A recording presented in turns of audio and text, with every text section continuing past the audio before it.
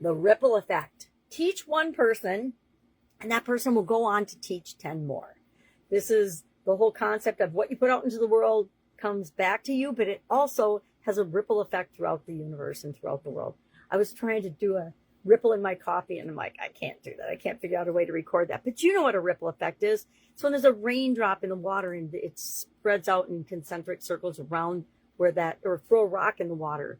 I think almost all of us have seen it. Drop something in the bathtub or in the sink, and you can see the ripple effect. The event happens, but then it carries on well beyond the original event itself. It's kind of like waves, right? If the moon makes waves happen, just think of what we can do if we intentionally choose to share something with other people. The most valuable thing that we have is not in our bank accounts. It's not in our garage. It's not in the size of our home or where we live or any fancy things that we have. It's right between here, between our two ears. And when we share that with other people, it sets the example for them to do the same thing. Skills are the only thing besides hugs that if you give it away will multiply. We give away money, it multiplies a little, but it doesn't have the impact of if we actually touch the life of another human being. So that's what we're talking about today. We underestimate what other people know and what's a skill for them. I am amazed every day as I'm interacting in my school community, the things that I take for granted because I've just been doing them for so long. They're just a part of what I do and how I show up in the world, that other people are just like, I have no idea how to do this. And it's just even little things. It's figuring out the little things and then sharing it with somebody else so that they don't have to struggle with figuring it out themselves. And they'll share it with other people. It's just human nature. We love to share stories. I think it's why stories are so powerful. And why don't I share a story with you? With respect to this topic, which I think we should dive into, as well as I'll get to what we're going to do besides that. It's a double up day. I used to work with people when I was running my Italian food manufacturing business and when I was in corporate America and out in the real world. I took it as my responsibility to teach and train and coach other people, especially people that reported directly to me and other people that were interested or curious about anything that I had knowledge or wisdom on. My last job in corporate America, one of my assistant managers actually took over that department when it was purchased by another person, because I had actually trained him up to be a leader and a coach and a developer and a handler of that entire, actually I had two functions in that particular job, two whole business functions.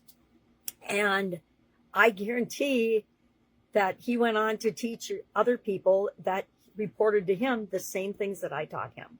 I'm not there to see it, but I guarantee it happened because I see him on social media every once in a while. Teaching creates a ripple effect. Now, what happened when I came online following my divorce is I didn't do that. I didn't teach the same way. I didn't go deep with people or teach them a skill.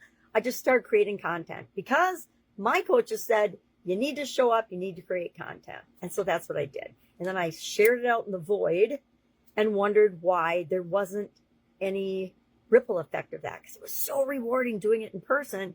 I'm like, why is this not working online? I personally think that when we've got a big physical presence and have been out, I call it the real world, which annoys all of my online friends. I don't mean to annoy them. It's just, it's different. It's a different ball game to be meeting with people face to face and interacting with human beings and actually building relationships. It's one of the reasons I love the school platform. I attempted to build relationships in groups and pages and things on other platforms, but they fell pretty flat. Even if there were 10,000 people and I had several communities, and they weren't communities. They didn't even call them communities.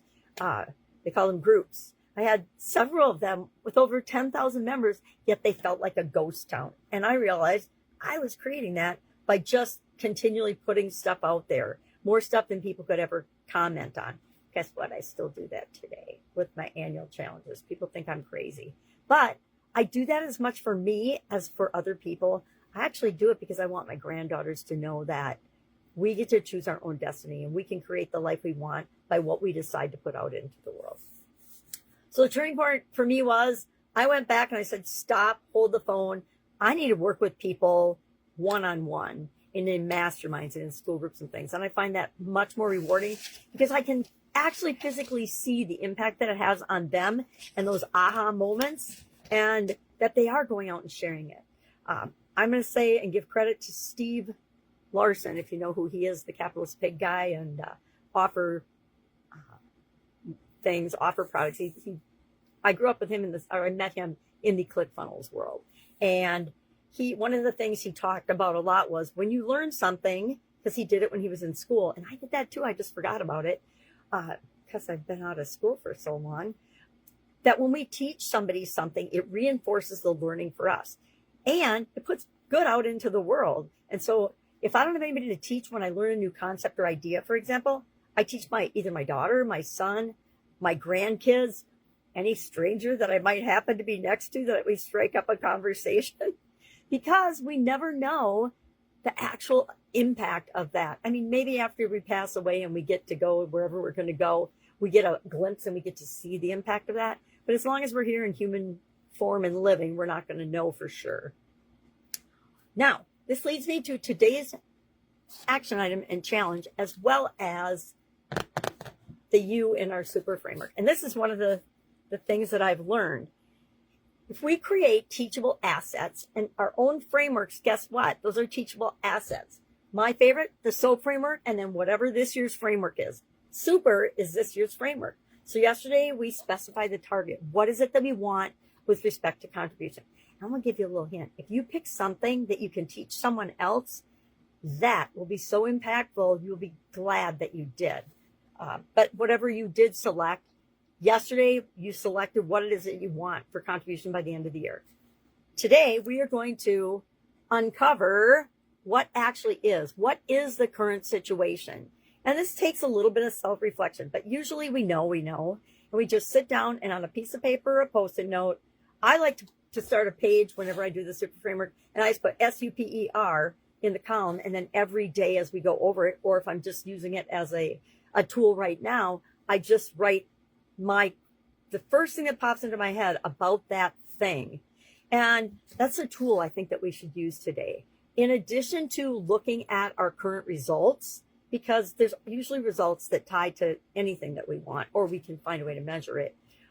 We want to look at what is going on right now with our company and with our business. Do we have any internal processes that we have made our own? We can learn things from everybody. And like I see, even with the stuff I share, run through it, try it on for size, test it and tweak it a little bit, but make it your own, and then use it in your own business, right? I'm not sure how many people are using the super framework in their own businesses right now, but I guarantee there are some.